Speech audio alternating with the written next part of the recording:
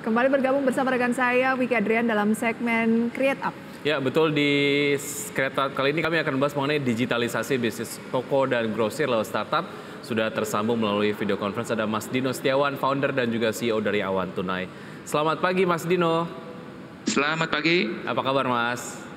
Baik sekali. Baik, terima kasih sudah bergabung bersama kami.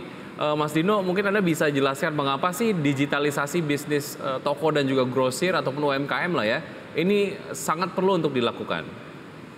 Betul ya, dari zaman ke zaman ya bisa bilang kan bank ini agak sulit ya untuk melayankan UMKM ya, dengan istilahnya datanya dari mana gitu. Laporan keuangan ya kita jangan haraplah dari warung kelontong walaupun dari grosirnya atau. Nah, jadi digitalisasi ini ya kita menggarap data transaksi, jadi itu yang bisa digunakan untuk bisa bilang credit assessment ya. Jadi ini sangat penting lah ya untuk financial inclusion dan untuk perkembangan segmen UMKM. Oke, lantas value atau manfaatnya akan seperti apa kira-kira kalau misalnya kita lebih detail membahas terkait dengan digitalisasi bisnis toko dan juga grosir tersebut?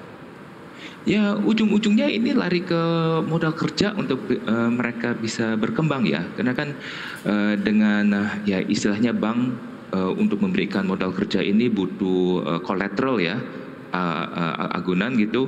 Ya, ini sangat berat ya untuk UMKM. Jadi yang kita bisa berikan ini bisa bilang modal kerja KTA atau dengan collateral yang cukup rendah lah.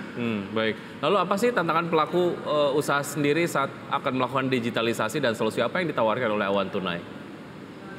Ya sebenarnya ini bagaimana kita bisa membentuk teknologi yang gampang diadopsi ya. Karena kan kita maklum lah dengan UMKM ini umumnya kadang-kadang gaptek gitu. Jadi untuk pakai ya teknologi baru itu agak berat.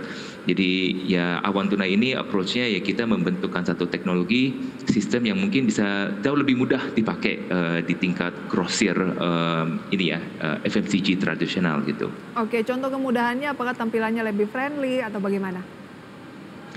Ya kadang-kadang kita juga bisa mendukung pemakaian pembiayaan kita ini tanpa aplikasi itu, karena ya salah satu komplain yang kita sering dengar dari lapangan ini ya masyarakat ini kadang-kadang agak keberatan untuk belajar satu aplikasi baru, apalagi kalau ribet atau begitu. Jadi kita memberikan ya bisa bilang teknologi yang jauh lebih mudah untuk masyarakat gunakan. Oke, kalau lebih detail lagi, Anda kan tadi sampaikan memang mendekatkan akses UMKM terhadap pendanaan begitu ya, dan menggunakan aplikasi Awan Tunai. Lalu selain itu apa saja layanan yang ditawarkan? Apakah manajemen barang yang ada di gudang dan lain sebagainya atau seperti apa? Nah ini sangat bervariasi ya, karena kan segmen tradisional ini ya bentuknya sangat beda-beda dari segi grosir, distributor dan warung kelontongnya. Pasti kita ada software yang bisa membantu mereka mengolah barang mereka, inventory mereka. Tapi di luar itu kita juga memberikan beberapa jasa atau penawaran, sumpamanya seperti waktu kemarin ini ada gempa bumi di Cianjur, ya kan beberapa banyak toko juga stok barangnya rusak. Nah itu kita juga ada jasa yang bisa ganti ruginya mereka lah gitu. Oke, sambutan market ya sejauh ini bagaimana? Market besar sekali ya, apalagi ini kan penyakit zaman ke zaman bahwa apakah bank bisa siap untuk mendukung seluruh segmen UMKM di Indonesia. Jadi pasar ini masih banyaklah yang bisa dilayankan dan membutuh ya modal kerja gitu. Oke, bagaimana sambutan market sejauh ini terhadap Awan Tunai? Mungkin kita akan lanjutkan usai jeda berikut ini ya Mas Dino ya. Dan bersama kami akan segera kembali. Ya, terima kasih Anda masih bergabung bersama kami dan kami masih berbincang bersama Mas Dino Setiawan, beliau adalah founder dan juga CEO dari Awan Tunai. Sambutan market sejauh ini seperti apa, Mas Dino? Market ini ya masalahnya ya, balik lagi ya, karena kan ada peningkatan bunga dari BI, ya emang itu berdampak lah karena modal kerja untuk produktif ya, untuk usaha tradisional kan emang sangat ketat dah marginnya.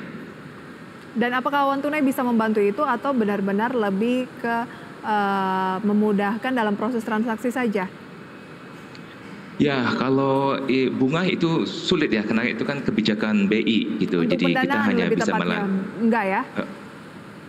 Iya. Sorry? Kalau untuk pendanaan untuk toko-toko grosir tadi tidak ya, ini lebih kepada memudahkan digitalisasi proses transaksi dan pencatatan, lebih ke situ ya? Betul, dan itu kan juga memberikan data yang bisa membantu ya untuk kita bisa bilang underwrite lah secara aman gitu. Kan balik lagi kita kan juga gak usah lari yang jalur seperti bank bahwa kalau butuh modal kerja harus ada jaminan atau collateral gitu. Oke, seperti apa service fee yang dikenakan kepada mitra dan pola kerjasamanya seperti apa? Kontrak kah atau ada beli putus?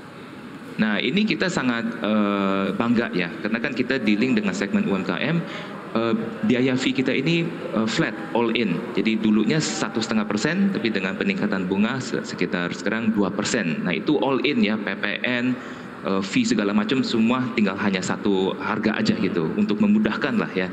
Jadi ya cukup sederhana untuk dimengertikan ya berapa ongkos modal kerja ini gitu. Baik. Lantas bagaimana dengan persaingan? Karena sebelumnya di segmen Create Up juga kita sempat mewawancarain founder dari aplikasi yang hampir mirip untuk mendigitalisasi toko-toko grosir begitu. Seperti apa? Apakah memang ini lebih ke bukan persaingan dulu ya, tapi bagaimana menumbuhkan ekosistem ini lebih banyak lagi di tanah air atau seperti apa? Nah, jujur platform fintech di seluruh Indonesia kan ada 102 platform ya yang resmi. Nah, ini menurut saya bisnis modelnya bervariasi ya, dan secara keseluruhan industri kita ini bisa bilang masih cukup kecil gitu. Skalanya hanya 30 triliunan lah gitu. Itu kan ya lebih kecil dari bank mengenah lah, satu bank mengenah aja gitu. Jadi menurut saya ini kita bisa membawa inovasi ya ke seluruh industri keuangan dengan bervariasi bisnis model yang kita harap, ya saya harap lebih banyak juga berhasil ya, bukan hanya awan tunai saja. Jadi berkompetisi ya pasti ada, tapi menurut saya kita approach market ini dengan solusi yang ada beda-bedanya lah gitu. Baik, bagaimana Anda memastikan keberlangsungan bisnis dari awan tunai ke depan dan apa target awan tunai? Nah, dari dulu saya merasa kita harus bermitra sama bank ya sebagai strategic partner gitu. Karena menurut saya tidak ada tempat di dunia walaupun itu Amerika Serikat atau China yang fintech ini bisa menggarap deposito. Ya, menurut saya deposito ini emang tempat cocoknya yaitu di bank, karena kan bank ini sangat ada pengawasan dari OJK dan bertugas saya untuk menjaga uang masyarakat. Jadi menurut saya ya skema partnership industri yang paling terbaik ini ya fintech ini bisa menggarap aset secara inovatif, tapi sumber uangnya ini masih dari bank gitu. Sudah profit? Oh, hampir. Jadi awan tunai ini udah profitabilitas setelah asetnya sekitar 1 triliun, jadi kita sudah hampir di situ. Oh, tahun ini ya? Oh ya, tahun ini. Amin. Oke, terima kasih banyak atas sharing informasinya bersama dengan Awan Tunai di segmen Create Up pada pagi hari ini. Sukses selalu untuk Anda dan tim. Ya, terima kasih Trisna, Pak Wigi.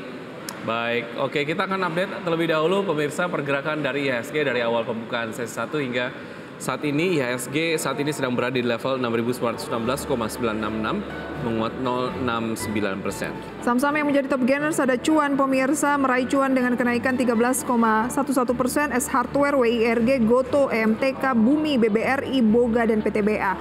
Losers adalah saham-saham yang masuk dalam jajaran top losers diantaranya adalah RELF, King Film, SLIS, Teguk, SMGR, Kars, Toba dan BFIN.